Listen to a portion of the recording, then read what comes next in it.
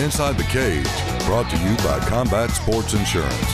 Fighters and promoters, contact us today for your insurance needs. Welcome to MMA Inside the Cage. On the program this week, we'll take a closer look at what China is cooking up in the MMA world. Casey's going to break down how Frankie Edgar could have ensured victory on Saturday, and we'll break out 12 more finals for Clip of the Week. I'm your host, Cyrus Fees. As always, I'm joined by the original son of anarchy, Casey Oxton. Well, partner, I assume that you're talking about this new ensemble I've got going on here consisting of Versailles and Hunter MMA. You know, it's all part of that big prize pack going out for the Dirty Dozen winners. No doubt about it, man. You know, you got to actually give that to the winner, though. You can't keep all that. Well, what I'm going to do is I'm going to style it a little bit more today before I have to box up and send it out. I think I'm making collector's items here. You think so? Like kind of like a game-worn jersey? Is that what that is? Okay. Well, let's get to it this week. Let's start it off with our MMA news flurry. History was made last week when UFC light heavyweight champ Jon Jones inked a deal with the biggest sports apparel company in the world, Nike. It's the first time that Nike's officially signed an MMA athlete. How big of a deal is that, Casey? How much bigger can you get than Nike? I mean, this is a company that has produced the names of Michael Jordan, LeBron James, those guys that are synonymous with their sports. And I think Jon Jones is going to be the same thing. He has really taken a huge step forward for himself and for the sport of mixed martial arts. CM Punk has a problem with it, though. He does, because of the whole DUI deal that Jon Jones had to go through here recently. He's put that past him. The court proceedings just went off last month, and he is moving forward. But they're always going to have detractors. You know, it's something that he needs to watch and keep himself clean because he is major league in the mainstream spotlight right now. I agree. Well, big signing for Bellator as they pick up former Strikeforce champion, still a legit 205er, Renato Babalu Sobral. Now, of course, they're probably going to lose Alvarez after their next fight, but they are stockpiling some name talent in Bellator, getting ready for that big spike changeover. How big of an impact is Babalu? Babalu, everybody loves. You rarely see somebody say, oh, Babalu is boring, or I don't like Babalu. He is a complete fighter. He has evolved throughout the years. A lot of people back in the late 90s remember him coming up with Marco Huas. Of course, he went on to be with Gracie Baja, and he has always been in those marquee spots. Of course, fought Chuck Liddell for the belt. Never attained a title, but it's definitely a huge acquisition for the Bellator product. I think so too, man. They're going to have a big jump there when they go to Spike in 2013. Finally, UFC 150 was just last weekend, and although it wasn't the big milestone event we thought it might be, 100, 150, big fights on this card. Rightfully, the co-main and the main event were the best ones. Cerrone, Gillard was the fight I really wanted to see. I think it was for you too, and it really didn't disappoint. It's a good fight all the way through. These are guys that I'm very familiar with, both of them, and I was very excited to see that fight go down. And it was exactly what I expected. Gillard had his moment. He put Cerrone on the ropes pretty good, and then Cerrone comes back and does what he does, and that's make fireworks explode, No doubt about it. And I was very excited to see that fight. Props to both guys. They went out to fight, and they made the crowd go nuts. Now, Dana has confirmed Cerrone and Pettis. Who wins that fight? You're going to say Cerrone. I'm going to go for Cerrone. I know you're going to say that. I'm going with Pettis, yeah. It's going to be interesting to see what happens there. Now, finally, the main event was a rematch. Not a lot of heat between these guys. They don't really have a dislike for each other, but they always put on a great show. Of course, that was Ben Henderson, Frankie Edgar. He gets his rematch that he wanted. A lot of people felt during this fight, which was a very technical fight, very good fight, that Edgar took this one. I mean, they really felt like that happened. They felt like the decision would have went to him. Almost all the media, all the UFC fighters that were polled, they all said Edgar should have won it, but he didn't. Talk about well, that. two things you have to take into account. One is that the judges have the best perspective of anyone in the room or any camera angle because they see it from different angles, but they see it individually. So two judges had it very, very tight with Henderson edging it out. The other judge had it for Edgar big time. They had like 3 rounds to 2 for Edgar. So you take into that consideration. However, anytime you let it go to the judges, that's the risk that you run. And with those two fighters, as close as the first fight was, I wouldn't have let Edgar get that. Now, you have to take into consideration too, effectiveness of strikes. And that's what I've heard a lot of people talking about when it concerns Edgar. Edgar landed more, but how effective were his shots? That goes back to like Marvin Hagler and Sugar Ray Leonard back in the day. Obviously, Leonard landed more, but Hagler had the more effective strikes. Leonard took it on the judges' card. A lot of people were upset about it. So that's the way you have to look at it. I'm anxious to see where everything else goes. Of course, you've got Ben Henderson facing off against Nate Diaz in the next time. It's going to be huge. And then we've got Edgar going down. Dana's saying that it's not necessarily going to be Jose Aldo first. I think that's the fight everyone wants to see, but it definitely shakes up the divisions, both divisions a little bit, and I'm excited to see that happen. It's going to be awesome. UFC.com for more information on that. Now, before we show you the first 4 of 12 highlights competing for Clip of the Week, it's time to officially announce the winner of last week's contest. Let's get a drum roll going. And your Clip of the Week voted by you is is from our friends at the SSFL, where Gabe Couch parried about 10 punches here and delivers the ultimate counterpunch to James Smith. Now, of course, they're going to win the prize pack from last week, but this news prize pack for this contest is even better. Oh, absolutely. This week's winner will not only get the Elevation Training Mask 2.0, but they will also nab a shaker cup and sample from Gamma Labs, a copy of The Hammer on DVD, which is autographed, from Film Harvest, and apparel from Banff, Fight Gear, Crucifix, and Fight Chicks. All kinds of good stuff. Now, after the break, Casey's going to show you how Frankie Edgar could have sealed up that victory last Saturday. But here's your first 4 contestants for a clip of the week. Bun genunchiul lui Constantin Cuțu și este final de meci. Oh! That's it. That's it. That's a wrap. 1-2 and he's out. Man, you know what? Go, Tyler, go! Yes!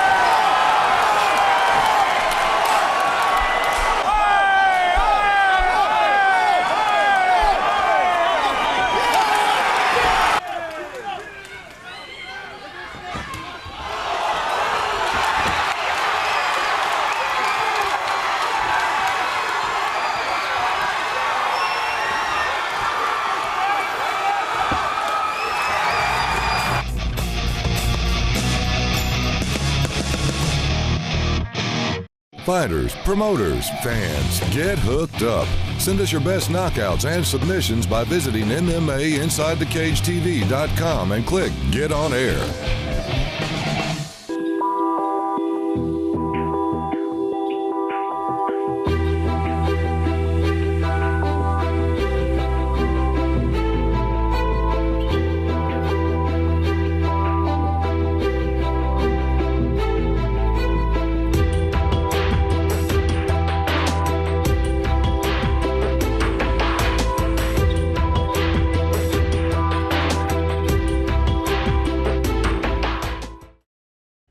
In the very dangerous sport of mixed martial arts, one company has your back. Combat Sports Insurance is the Southeast's newest entity, insuring events, promoters, and fighters as well.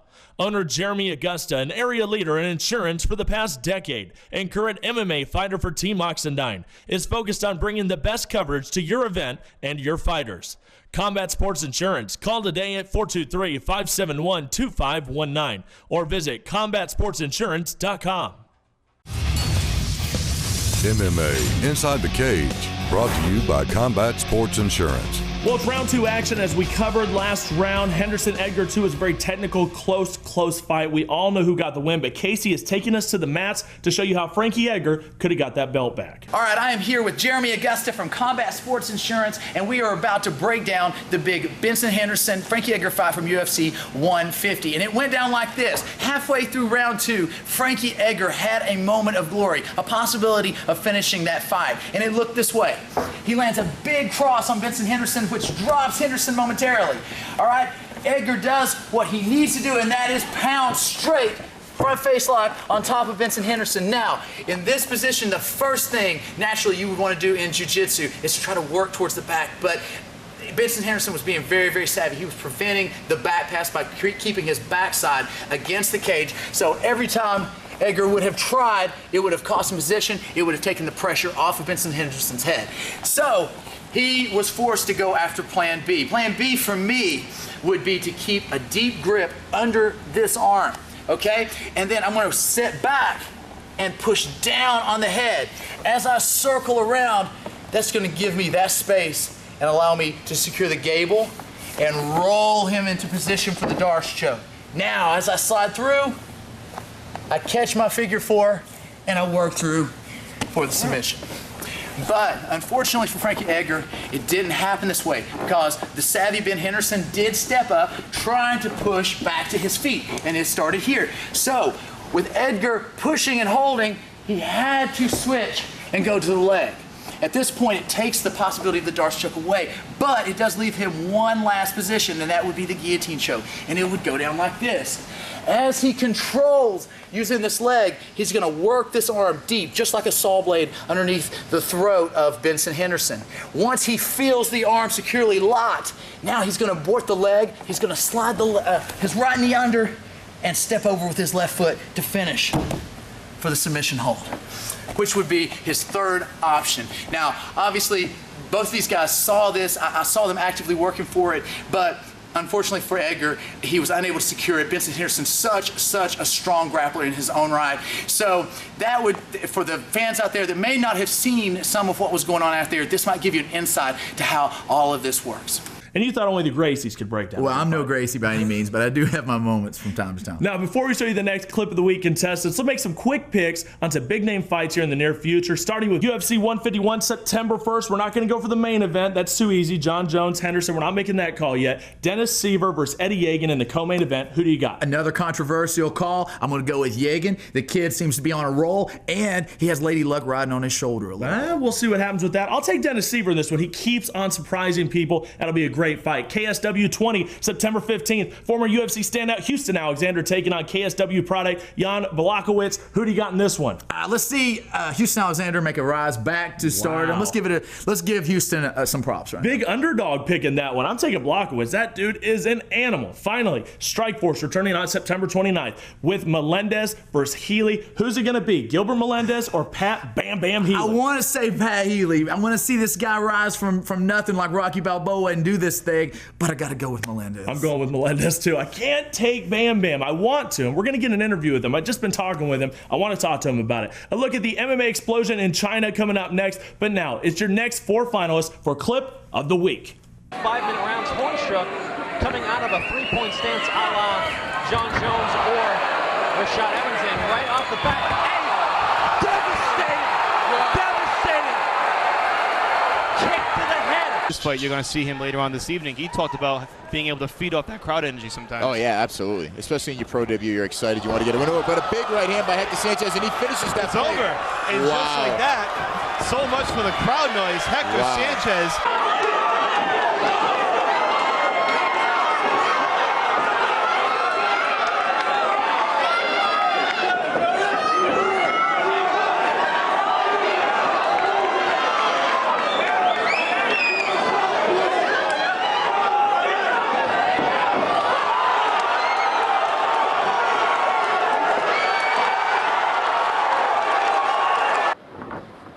转身侧踹，哎，非常漂亮，但是没有杀伤力，而且这个踹偏了。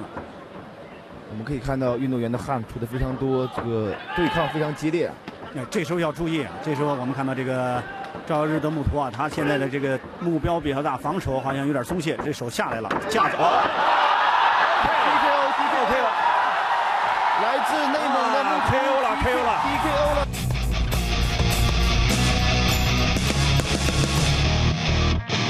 Fighters, promoters, fans, get hooked up. Send us your best knockouts and submissions by visiting MMAInsideTheCageTV.com and click Get on Air.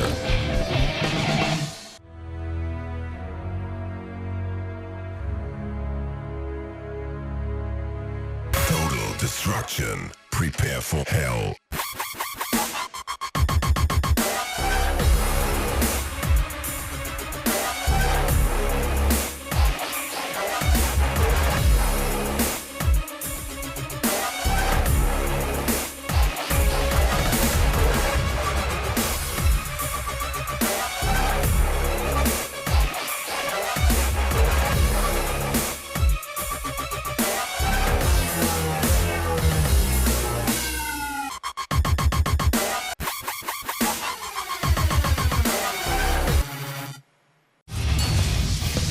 MMA Inside the Cage, brought to you by Combat Sports Insurance. What's third round time? Time to impress the judges. Cyrus Fees alongside Mr. Casey Oxenine. MMA has always had roots in Asia, of course, the uber popular Pride promotion in Japan, and then now the mega promotion 1FC. However, it's never really caught on over in China like it has some of these other countries. But I'll tell you, when I'm watching the Olympics and they're head to head with the U.S. the whole entire way, you know that they have a lot of talented athletes over there. Well, the sport of MMA may be new in China, but martial arts isn't. Martial arts basically originated in China when you're talking about Kung Fu and Bruce Lee, the greatest martial artist possibly of all time, right there in China. I'm anxious to see what happens. What's going to be exciting now that they're getting into the race? Because, like you've said, they always like to win. Yeah. China likes to win at whatever they do. They're getting into the race now. There's been some promotions that have popped up, like the Art of War Championship, Legend FC, Ultimate Fight Alliance, then, of course, Rough China. And another thing is UFC is making that trip over to Macau. Absolutely. Rich Franklin and Kung Lee headlining that card. That's going to be enormous worldwide. It is, and it's just going to shoot the popularity up even more in the country of China. Now, when you're talking about Rough China, you have the biggest domestic Chinese MMA company out there. They're endorsed by the Republic of China, which is a big deal. And, of course, they use a lot of Chinese fighters. They don't bring in a lot of foreigners, which is kind of different as well. A lot of those companies like to bring in the foreigner to get name notoriety. They don't do that with Rough China. Coming up on the 5th event, this time it's going to be in Inner Mongolia for Rough 5. How is that for a sight of a fight, man? That's great. Mongolia, you're talking about some mean streets right there in China when you talk about it. Of course, Genghis Khan rooted right out of that area. It's going to be sick. I can't wait to see those locals there in Mongolia get into the cage and show what it's all about. It's going to be tremendous. Go to roughchina.com for more information and how to watch Rough China 5 on September 8th. Rough CEO Joel Resnick was kind enough to send us a great fight from the Rough China archives, and it's your MMA Inside the Cage main event of the week. All right, this is a big one from Rough China number 4. This is Liu Pingyuan taking on Yang Liang, and they are going to start off here. Cyrus Fees, Casey Oxenine on the commentary for MMA Inside the Cage. And right off the bat, Liu Pingyuan looking good with the strikes, Casey. Absolutely. You're looking at Liang standing southpaw, so there's typically a good filling out process between two fighters because their big shots really land the money. No doubt about it. Facing off against the southpaw. Now Pingyuan does have a losing record. He actually comes into this fight at 1-4, so he's had a lot of losses coming into this fight. And Liang's been very well. But he landed a big shot there. That was a huge shot as he takes side control, Casey.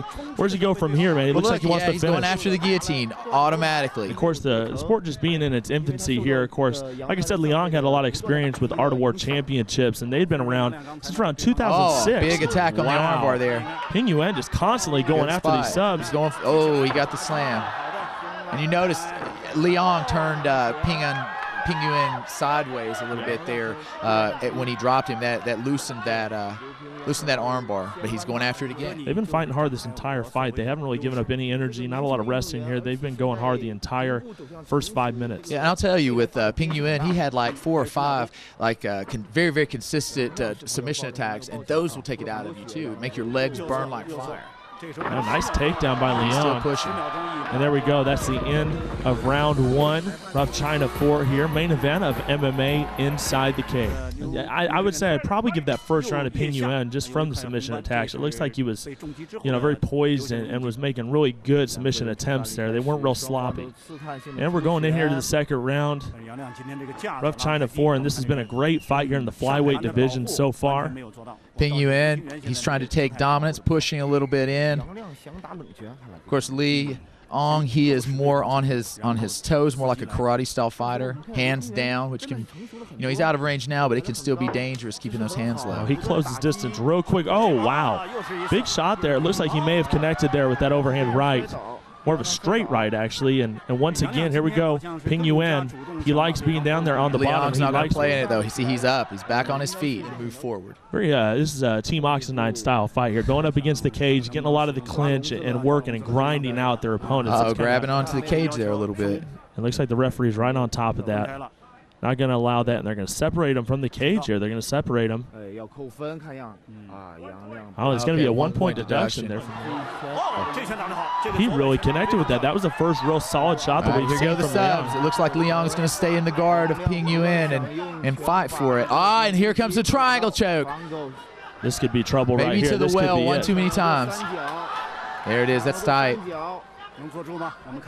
That's tight. Is he going to be able to finish it? Very strong defense. He's not giving up here. You got to give Liang credit here. He has not given this up yet. Ping Yuan, very accomplished on the ground. We've seen some great submission attempts here, and looks like this one might be he might look to switch to the armbar. There it is. Beautiful. Exactly what I was talking about right there. Ping Yuan, he attacks those submissions. Liang is good as long as he's fresh and posturing up the way he needed to be. Once he forgot about the subs, down he went. What a big fight here from Rough China, number 4. Li Ping Yuan getting the big win over Yang Liang. It's your main event from MMA Inside the Cage.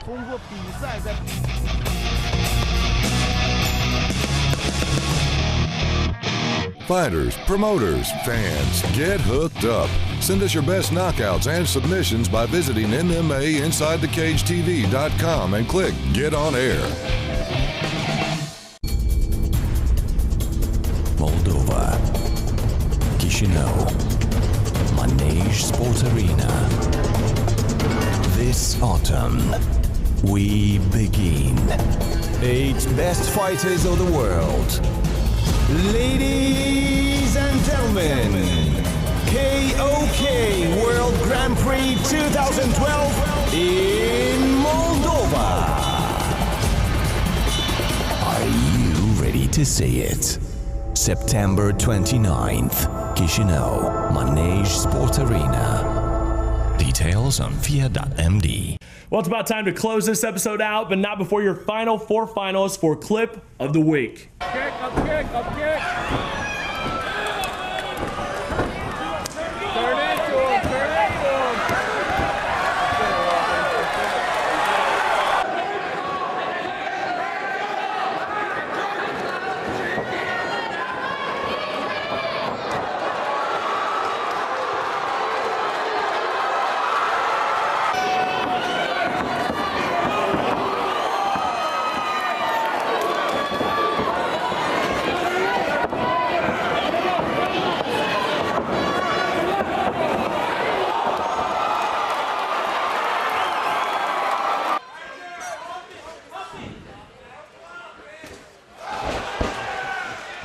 The head kick that landed, but no damage done. Nice leg kick. Wow! And there is why Isaiah Chapman is so dangerous. Well, let's run it through the top. Here's your Dirty Dozen real quick. Every clip that you can vote on here on MMA Inside the Cage. Oh! 1-2 and he's out. Man. Go, Tyler, go!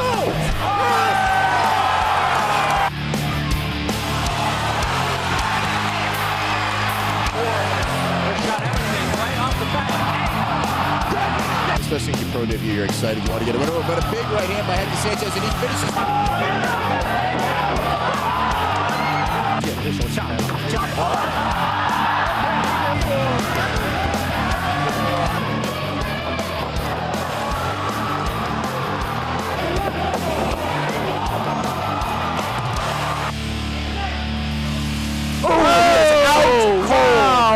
Go vote at MMAInsideTheCageTV.com and send in your best clips for your chance to take home one of these awesome prize packages. Oh, they're sick, man. Find us on Facebook. Follow us on Twitter at MMAITC and subscribe to our YouTube for exclusive interviews. I'm Cyrus Feast. I'm Casey Oxendine. And we'll see you next week. Inside the Cage.